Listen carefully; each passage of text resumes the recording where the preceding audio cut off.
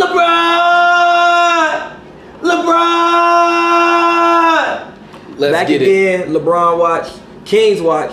Kings watch. Kings watch. Kings watch. Kings watch. No, King watch. King watch. We gotta call it King watch. King watch. King watch. We know Bron sue people, so Yeah, I was like, not literally, the text combo was, Bron hey, sue we people. might have to change his name because Bron really Bron liked to sue sue people. LeBron liked to sue people, so we definitely changed that name with the quickness. So it's called King Watch. And I don't want to get sued. Hashtag King Watch. So welcome to King Watch. King Watch is where we talk LeBron on the LA Lakers, all LeBron. Hey bro, you gotta scoot over a little bit more, so that way people can see you.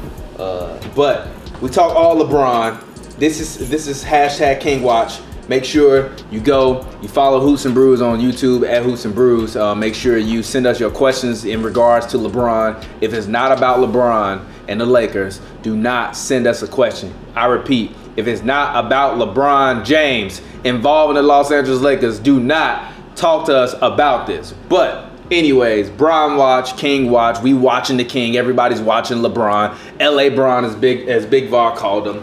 Every week, we're gonna try to hit y'all up with 1 or 2 of these episodes of King Watch. We're gonna talk LeBron. Yeah. All LeBron. We said when LeBron moved to LA, we was gonna do a podcast. Yeah. So we doing it. 30 minutes, all LeBron. First of all, did you hear what Lavar said on the radio interview? He said something else? Yes. What'd he say?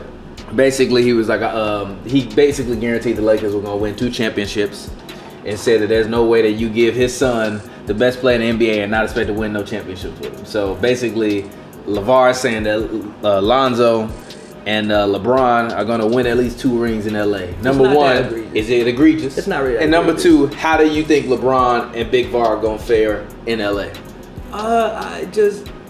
For one, I don't think LeVar would say anything, like, I don't think he's crazy enough and OC enough to say anything to spite LeBron and say anything bad about LeBron. Like, it's Bron.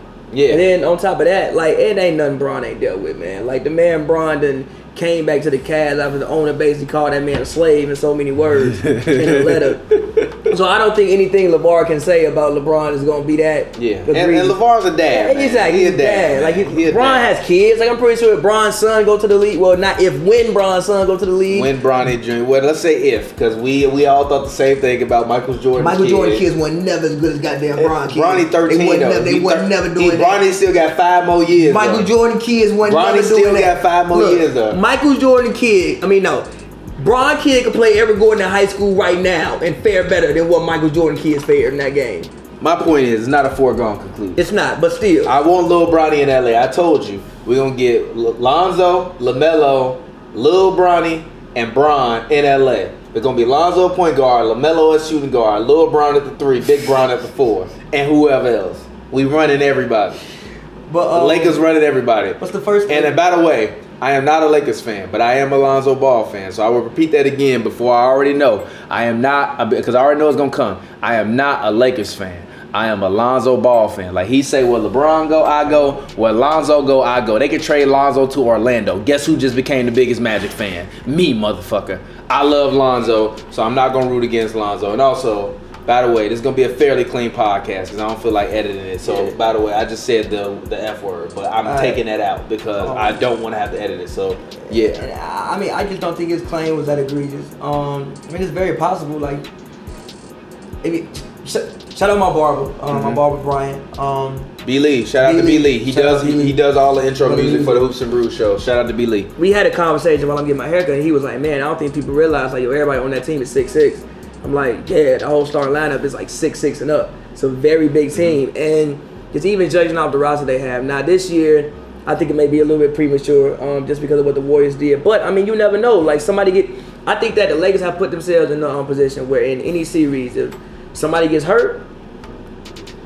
That's what the Cavs were. No, not really, bro. That's what the Cavs were. Nah, G. Clay could have got hurt. They still losing that series.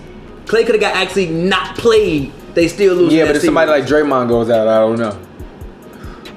They would still win. I think it would be a tougher time, but I think that they would still pull it out. I don't think the Lakers are gonna beat the Warriors anytime soon until they either get Kawhi, which by the time you hear this, he may or may not be a Laker, Maybe. or he may be a Clipper, because the rumors are reporting. Remember, I tweeted that earlier in the year. Remember, I tweeted earlier in the year.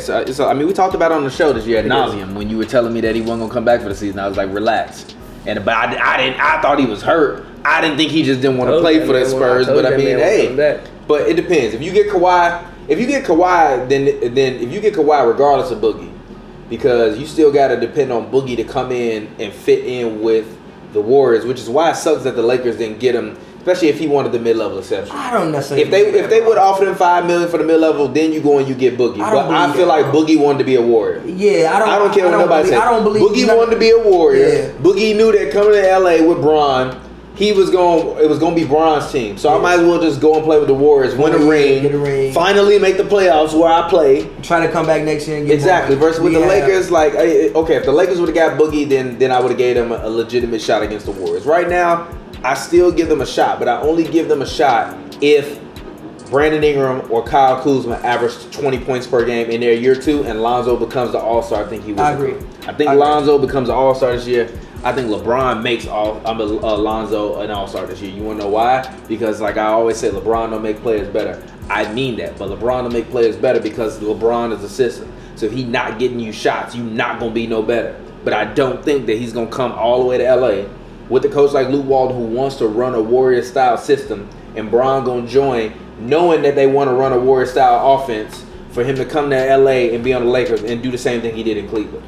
Especially when you got a team full of 6'6" guys, you got a bunch of young guns who can run, who can score, and they all can pass. Including Kuzma. Go ahead. Yeah, here's my thing. It's just besides D Wade, I don't think and Lee Wade and even D Wade isn't a pass first player. Obviously, D Wade want to go out there and get buckets. My favorite player of all time. Now he gets buckets. He gets buckets. Now again, D Wade can make plays for other people, but that's not D Wade's first state of mind. D Wade is a 2 guard in the greatest sense of being a 2 guard. Yeah.